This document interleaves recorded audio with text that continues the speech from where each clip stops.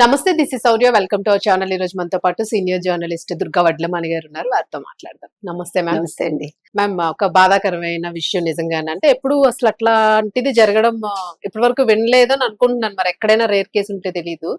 So బస్సులోనే ఒక యువకుడు యువతిని తాకాడు అన్న ఒక ఆరోపణతోనే ఒక వ్యక్తి 40 ఏళ్ళు దాదాపుగా ఆయన ఆత్మహత్య చేసుకున్నారు. సో అంటే ఎంత సెన్సిటివ్ గా లేకపోతే, ఆయన తప్పు చెయ్యలేదు అనే ఒక భావం ఆయనలోని ఎంత వేధించకపోతే మరణం వరకు వెళ్ళరు ఎవరు కూడా. సో దీనికి మీరు ఏం చెప్తారు? అసలు ఆ వీడియో మీరు కూడా చూసే ఉంటారు బస్సులోనే. ఆ షిమ్జితా ముస్తఫా అనే ఒక యువతి పెట్టిన వీడియో, దీపక్ అనే వ్యక్తి మరణించడం. సో దీనికి కేరళలో ప్రస్తుతానికి అయితే మాత్రం అక్కడ అట్టుడుగుతోందనే చెప్పుకోవాలి. అందరూ కూడా వ్యతిరేకిస్తూ ఉన్నారు. అలాగే గట్టిగా శిక్ష పడే అవకాశం కూడా ఉంది అని అంటున్నారు. సో మీరేమంటారు? ఇప్పుడు మనం లవ్ జిహాదులు విన్నాము, మరొకటి విన్నాము. ఇది ఒక కొత్త తరహాగా ఉంది. బస్సులో వెళ్ళేటప్పుడు మనం ఆ వీడియో చాలాసార్లు రివైండ్ చేసి చూసాం.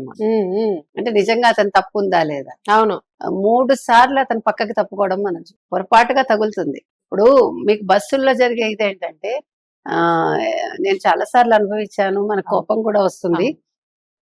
మహిళల మధ్యలోంచి కండక్టర్ వెళ్తుంటే అవును నిజమే. మరి ఎన్నిసార్లు ఎన్ని రకాలుగా తగులుతుంది మన బాడీ. మనకే అసహ్యం, కానీ ఏం చేయలేం మనం. మీరు నెంబర్ ఆఫ్ ఫ్లీట్ పెంచాలంతే, బస్ సంఖ్య పెంచాలి. కానీ ఇక్కడ అలా లేదు. అమ్మాయి ఒక్క పిసర్ పక్కకి జరిగితే ఫ్రీ స్పేస్ ఏమీ జరిగేది కాదు. మీరు కావాలంటే వీడియో 1కి 2 సార్లు 3 సార్లు 10 సార్లు చూడండి. మీరు చూసారు, నేను చూసాను, నేను మళ్ళీ ఇంట్లో కూడా చూసాను. అసలు నిన్ననే మాట్లాడదాం అనుకున్నాం మనం. నాకు చాలా బాధగా ఉందండి. అంటే ఇదొక రకమైన ఏమనాలి, వేధింపుల ప్రమోషన్ ఏంటి. ఆ అమ్మాయి పేరు షింజితా ముస్తఫా, అతని పేరు దీపక్. అంటే ఏంటిది, ఇది మోటివ్ ఏంటిది వెనకాల?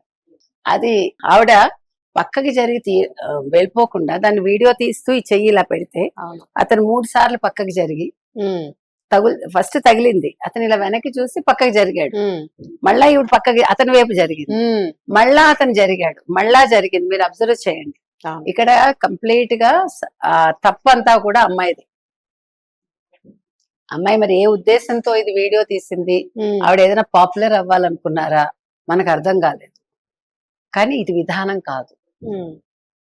మనం పబ్లిక్ ట్రాన్స్పోర్ట్ లో నాకు ఎన్నిసార్లు అండి, ముస్లిం అబ్బాయిలు మీరు నమ్మరు, నేను ఇట్లా కులం అసలు ఇట్లా మతం చెప్పకూడదు, కావాలని తాకిన వాళ్ళు ఉన్నారు.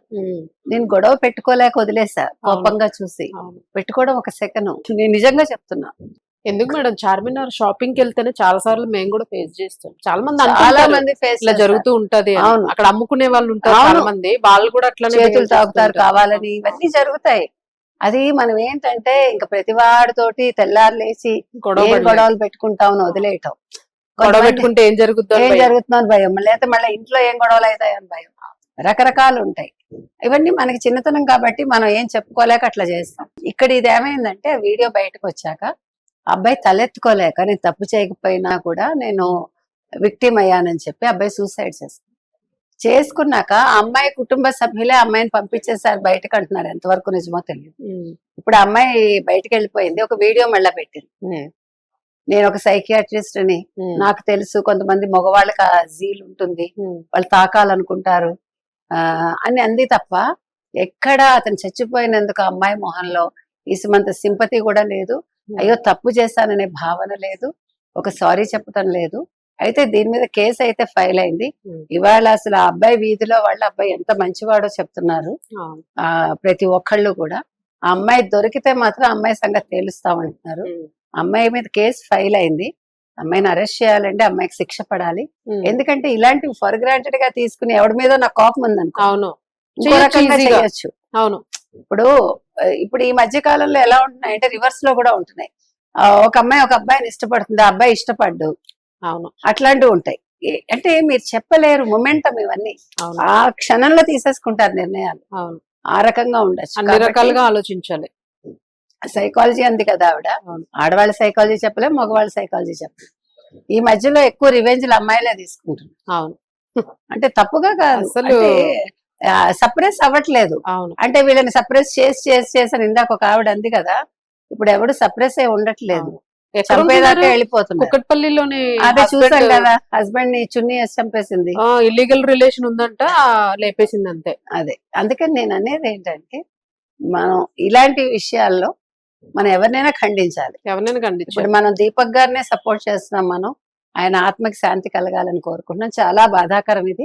వాళ్ళ గవర్నమెంట్ కూడా పట్టించుకోవాలి. అవును. పినరయి విజయన్ ఎవరైతే ఉన్నారో ఆయన, ఎందుకంటే ఇక్కడ ముస్లిం మహిళలను వదిలేయకూడదు, అది కూడా చెప్తున్నాం. ఎందుకంటే అక్కడ మతాలు ఇవన్నీ చాలా ఎక్కువ. కేరళలో ఎంత లెఫ్ట్ ఇది ఉన్నా కూడా హిందువులంటే అక్కడ చిన్న చూపే కాబట్టి ఆ విషయంలో మాత్రం గవర్నమెంట్ కూడా ముందుకు రావాలండి. ఆ అబ్బాయికి న్యాయం జరగాలి, అట్లీస్ట్ ఆ అబ్బాయి కుటుంబానికి. ఉమ్, అది మనం చెప్తున్నాం. అవును. Thank you. Thank you.